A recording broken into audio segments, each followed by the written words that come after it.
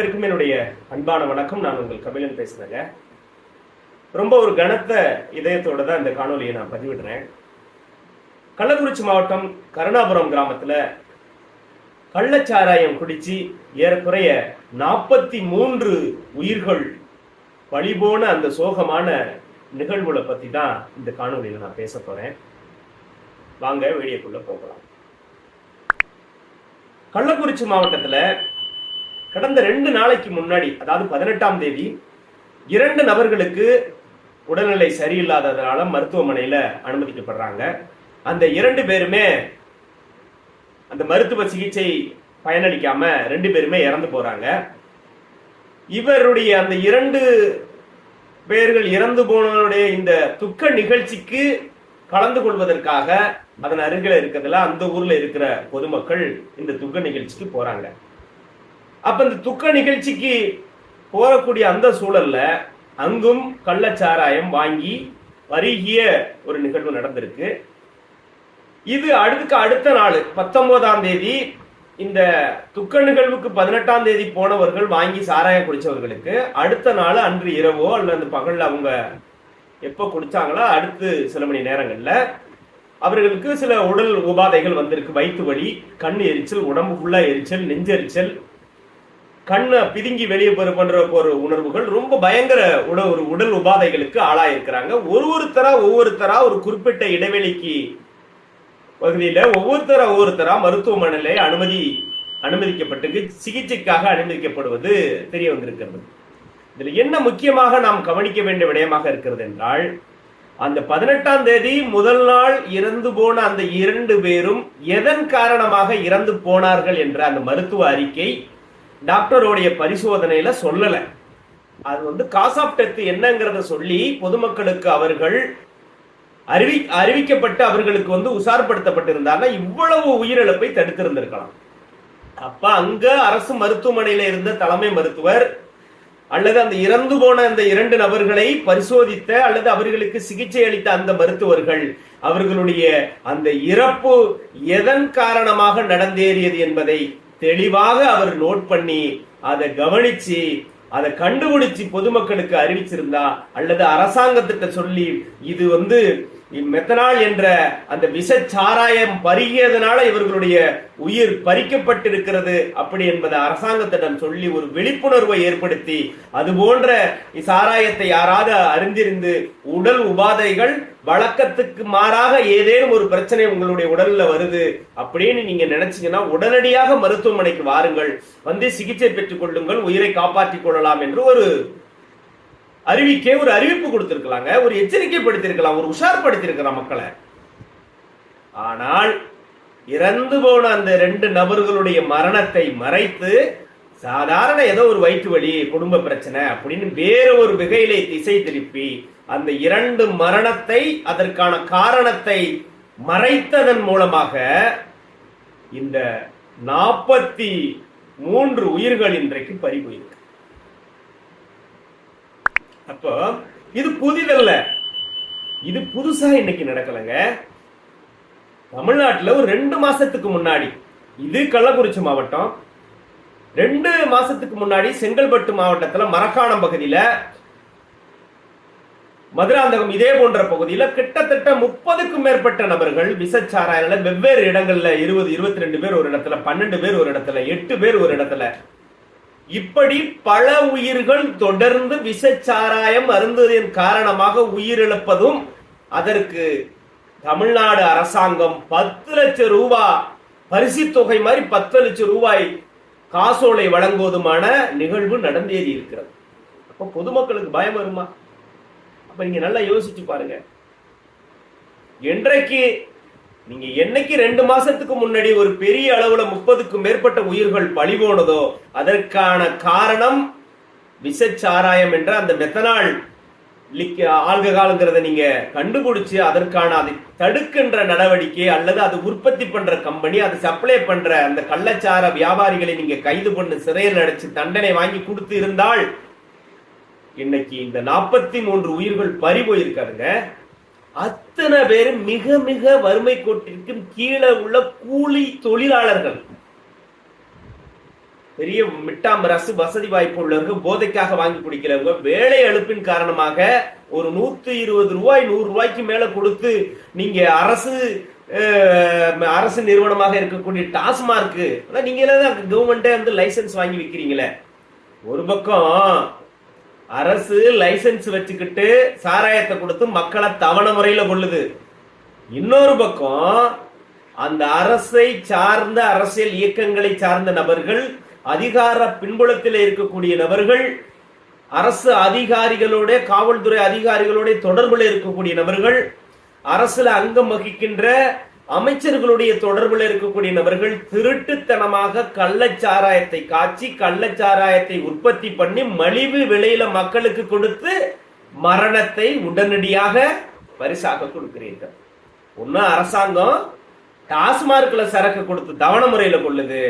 அரசியல் கட்சிக்காரர்கள், திராவிட முன்னேற்ற கழகத்தில் அரசியல் கட்சிக்காரர்கள் நீங்க மலிவு விலையில கள்ளச்சாராயத்தை கொடுத்து மரணத்தை உடனடியாக கொடுக்குறீங்க.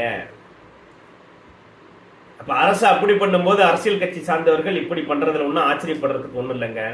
இதுல என்ன மிகப்பெரிய ஒரு கொடுமையான விடயம் என்றால், ஒரு குடும்பத்துல தாய் தந்தையே 2 பேருமே இறந்து போயிட்டாங்க கள்ளச்சாராயம் குடிச்சு. அவர்களுக்கு 3 குழந்தைகள் இருக்கிறதுங்க. எவ்வளவு பாருங்க, 3 குழந்தை. இன்னைக்கு தாய் தந்தையர் இல்லாம இந்த குழந்தைகளுடைய எதிர்காலமே இருண்டு போயிடுச்சுங்க. இதற்கு யார் பொறுப்பேற்பார்கள்? இந்த நிகழ்வுக்கு தார்மீக பொறுப்பு ஏற்று தமிழக முதல்வர் அவர்கள் தன்னுடைய பதவியை ராஜினாமா செய்ய வேண்டும் என்று நான் சொல்லுகிறேன்.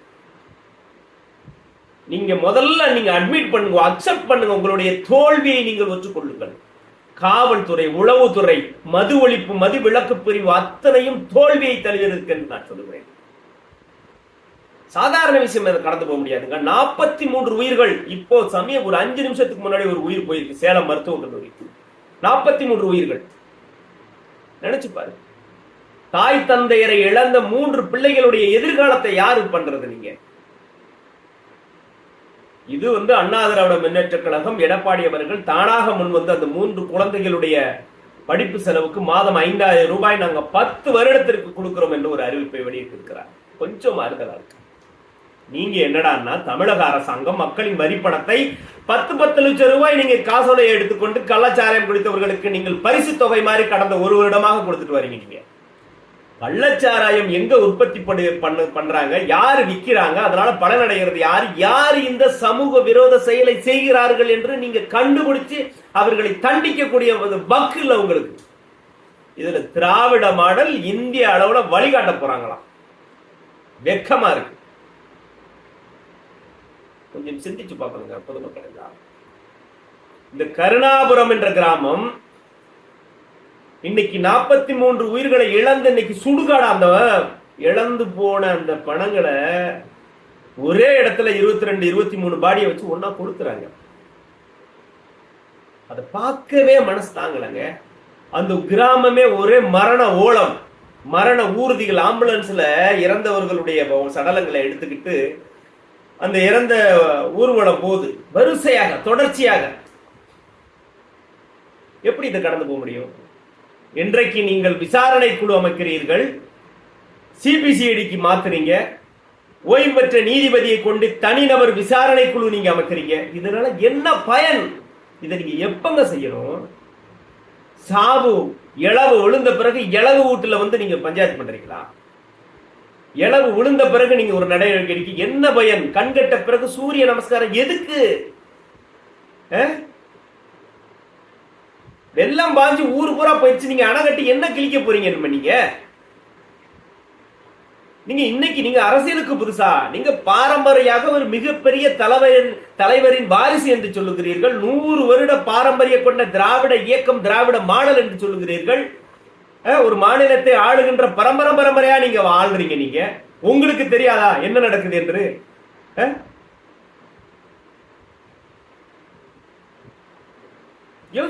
இது ஏற்றுக்கொள்ளவே முடியாதுங்க. ஏற்றுக்கொள்ளவே முடியாது.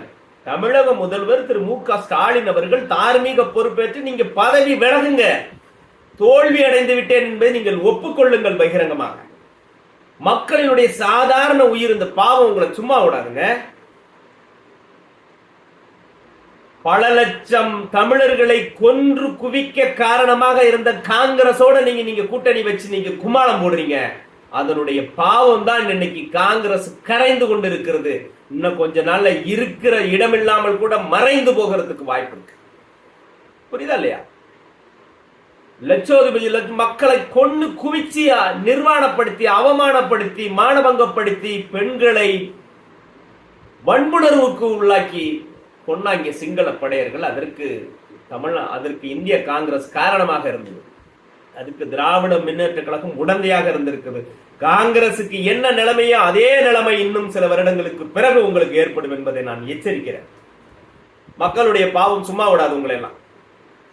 2 மாசத்துக்கு முன்னாடி 30 பேர் சாகுறான். அதற்கு காரணம் கள்ளச்சாராயம் தமிழ்நாட்டில் உற்பத்தி பண்ணி இல்லீகலா விக்கிறாங்கிற ஒரு விஷயம் தெரிஞ்சு அதை செய்கிறவன் உங்களுடைய கட்சிக்காரன், உங்களுடைய மாவட்ட செயலாளர், உங்களுடைய மந்திரிக்கு எம்எல்ஏவுக்கு உடந்தை என்பதனாலேயே நீங்க அதை தடுக்காமல் நீங்கள் மறைமுகமாக வேடிக்கை பார்க்கிறீர்கள் என்றால் உங்களுடைய நோக்கம் என்னவாக இருக்கிறது என்று நீங்க யோசிச்சு பாருங்க. உங்களுடைய நோக்கமெல்லாம் பல ஆயிரம் கோடி ரூபாயை எப்படி சம்பாதிக்கலாம் என்பதில் மட்டும்தாங்க குறியா இருக்கிறீங்க.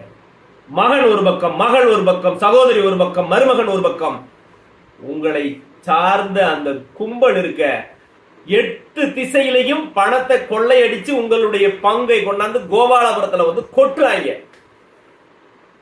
அதுதான் நடந்துகிட்டு இருக்கு தமிழ்நாடு அரசாங்கம். யோசிச்சு பாருங்க. நீங்க எல்லாம் வெக்கப்படணும்.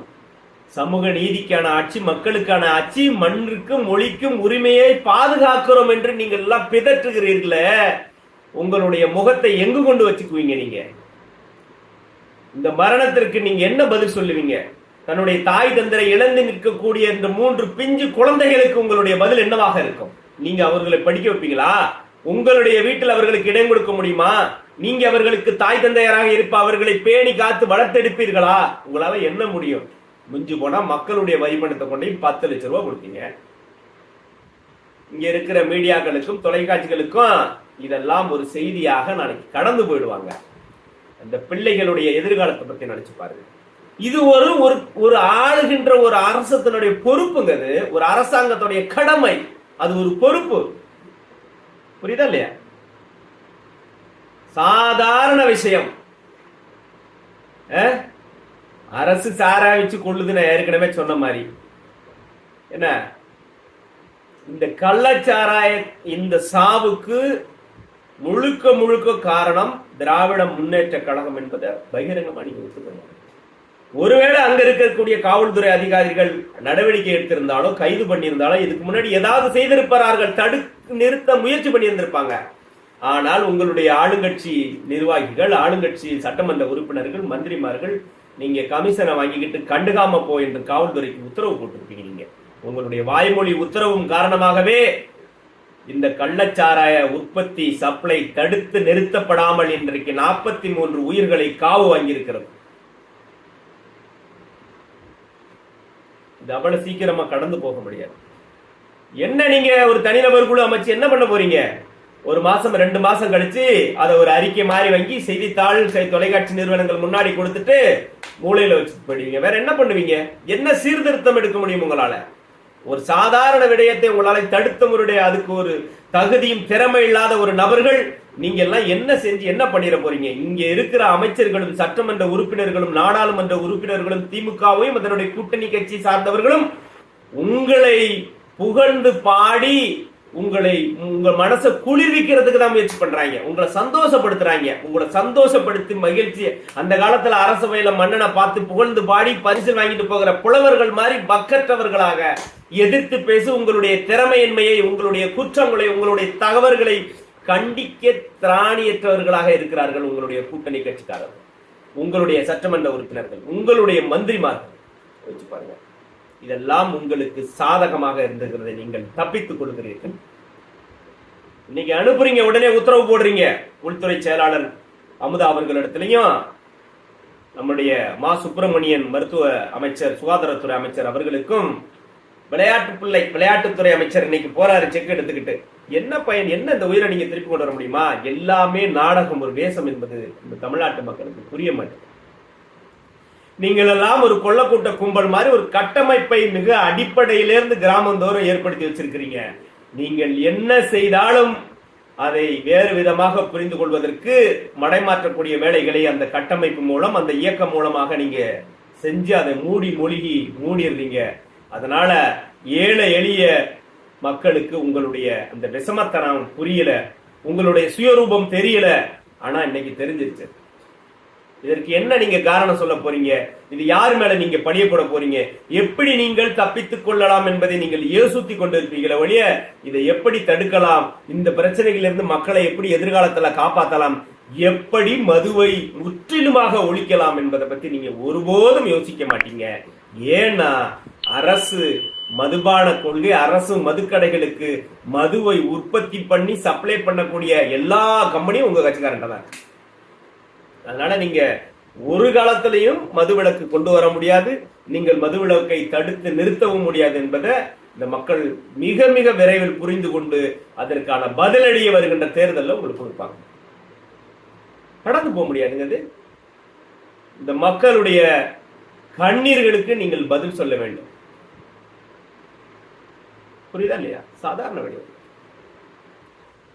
செங்கல்பட்டு மாவட்டம், கள்ளக்குறிச்சி மாவட்டம், பாண்டிச்சேரி மாநிலத்துக்கு பக்கத்தில் இருக்கக்கூடிய இந்த கடலூர், இந்த பகுதிகளில் இந்த கள்ளச்சாராயம் விபத்து, இந்த ஆபத்து நடந்து கொண்டே இருக்கு. இந்த உயிரிழப்பு தொடர்ந்து 2 பேர் 3 பேர் 10 பேர் ஒரு பெரிய வால்யூம்ல ஹியூஜா செத்தாதான் இவங்க கண்டுக்கிறாங்க.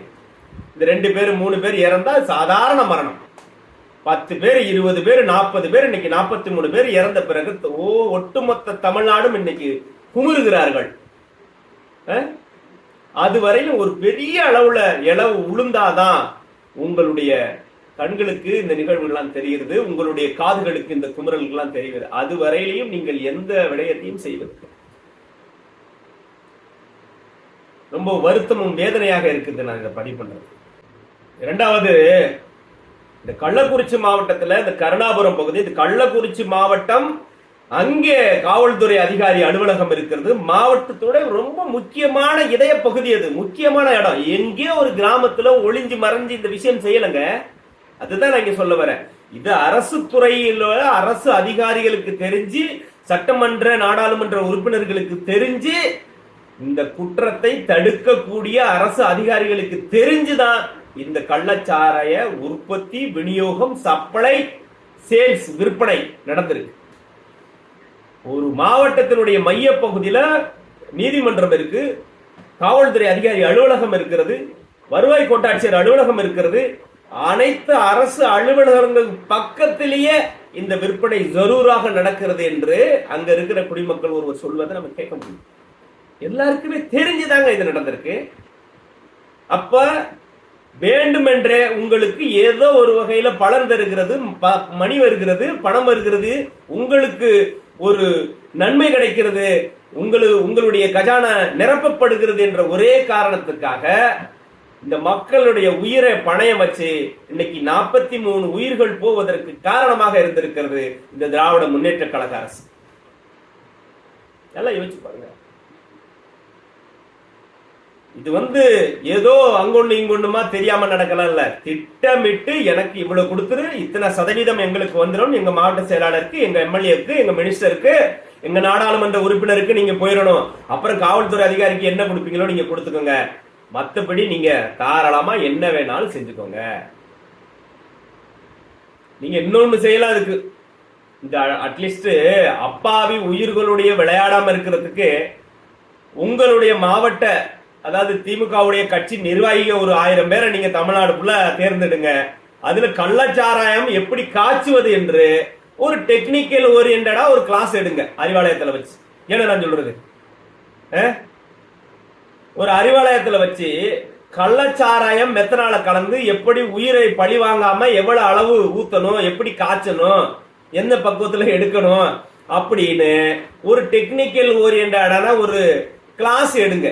ஒரு 3 நாள் அல்லது ஒரு வாரான ஒரு பயிற்சி வகுப்பு நீங்க மேற்கொண்டு நடத்தினீங்கன்னு வச்சுக்கோங்களேன். அந்த பயிற்சி வகுப்பு கொடுத்து அவர்களுக்கு ஒரு பட்டய சான்று, ஒரு சர்டிபிகேஷன் கொடுத்தீங்கன்னு வச்சுக்கோங்க. It's approved by Tamil Nadu government by DMK அப்படின்னு போட்டு அவன் தமிழ்நாடு ஃபுல்லா கள்ளச்சாராயம் காய்ச்சி வைப்பான். எந்த பிரச்சனையும் வராது. அட்லீஸ்ட் இந்த அப்பாவி மக்களுடைய உயிராது காப்பாற்றப்படும். உங்க கஜானாவுக்கு எப்படியும் காசு வந்துடும். என்ன நான் சொல்றது, தமிழ்நாடு அரசாங்கத்தால் அங்கீகரிக்கப்பட்ட கள்ளச்சாராய உற்பத்தியாளர்கள் அல்லது கள்ளச்சாராயத்தை உற்பத்தி பண்ணக்கூடிய நிறுவனம்.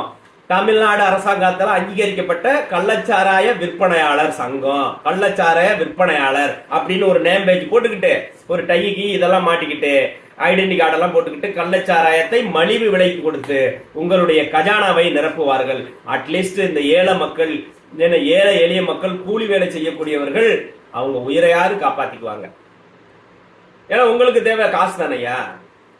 எப்படியும் உங்க கஜானா நிரம்பணும், உங்களுடைய சொத்து மதிப்பு கூடணும். நீங்க பல சொத்து மதிப்புகளை வாங்கி போட்டா போதுமானது. எவன் எக்கெடுக்கட்டு போனா நமக்கு என்ன?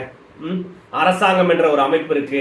எப்பளுடைய வரிப்பணம் வந்துடும். ஏன்னா மத்திய அரசாங்கம் ஜிஎஸ்டி வரிப்பணத்தை உங்களுடைய பங்கு பல ஆயிரம் கோடி அப்பப்ப கொடுத்துக்கிட்டே இருக்கு. என்ன நீங்களும் தமிழ்நாட்டு மேல கடன் மேல கடன் மேல கடன் மேல வாங்கி வாங்கி வாங்கி வாங்கி இன்னைக்கு கடன் எங்கேயோ போயிருக்கு. 10 லட்சம் கோடிக்கு மேல போயிருச்சுன்றாங்க. என்ன அதை செய்யுங்க. தமிழ்நாடு அரசாங்கத்தால அங்கீகரிக்கப்பட்ட கள்ளச்சாராய உற்பத்தியாளருங்கிற ஒரு பட்டய கோர்ஸ், ஒரு டிப்ளமா கோர்ஸ் நடத்தி ட்ரைனிங் கொடுத்து அவர்களுக்கு நீங்க அதிகாரப்பூர்வமாக கள்ளச்சாராயம் விற்பதற்கு நீங்க அனுமதிச்சீங்கன்னா அட்லீஸ்ட் மக்களுடைய உயிர்காவது காப்பாற்றப்படும். ஏதோ பீத்திக்கிறீங்களே திராவிட மாடல் இந்தியாவுக்கு வழிகாட்டுகிறது. என்னத்துல? கள்ளச்சாராயம் உற்பத்தி பண்றது இல்லையா? கஞ்சா கடத்துறது இல்லையா? சொல்லுங்க, எதுல நீங்க வழிகாட்டுறீங்க? நீங்க வாரிசு அரசியலா? பெண்களுக்கான நடக்கிற கொடுமைகள்ல இங்கதான் நடக்குது. சாதிய கொடுமைகள் தமிழ்நாட்டுல தான் அதிகம். எத்தனை சாதி வெறி கொலைகள் நடக்குது. இதுதான் தமிழ்நாடு வழிகாட்டுதா இந்தியாவுக்கு? வெக்கமா இல்ல? இதுல இந்தியாவுக்கு வழி. இதுல என்னத்த நான் சொல்றது, சொன்னா சிரிச்சிருக்கீங்க நீங்க. ஐயோ ஐயோ, எவ்வளவு உயர பருந்தாலும் ஊர்குருவி வந்து பருந்தாக முடியாது. புரியுதுங்களா இல்லையா? இவர்களுக்கு எப்படியாவது காங்கிரஸ் ஜெயிச்சிடும், நம்ம பிரதமர் எல்லாம் அப்படி மினிஸ்டர் அப்படி ஒரு கனவு, பெரிய கற்பனை எல்லாம் இருந்திருக்குன்னு நினைக்கிறேன். ஆனா எல்லாத்துக்கும் ஆப்பு வச்சு விட்டாங்க. இப்ப கிடைத்த வாய்ப்பை நீங்கள் சரியாக பயன்படுத்திக் கொண்டு உங்களுடைய தகுதியின் திறமையும் நிரூபிங்க. நீங்க உங்களுக்கு உங்களுடைய தந்தையர் மூலியமாக ஒரு வாய்ப்பு கிடைச்சிருக்கு, முதலமைச்சர் ஆயிட்டீங்க. அதை பயன்படுத்தி இந்த மக்களை நேசிங்க, மக்களை மண்ணை பாதுகாங்க, மக்களுக்கான உரிமைகளை கொடுங்க, மக்களுடைய வறுமையிலிருந்து மீட்டெடுங்க. நீங்க மத்திய அரசாங்கம் எந்த திட்டம் வந்தாலும் அதை கண்மூடி கொண்டு எதிர்க்கக்கூடிய வேலையை பண்றீங்க. இப்ப நீட்டுக்கு போராட்டம் பண்ண போறீங்க 2 நாள்ல.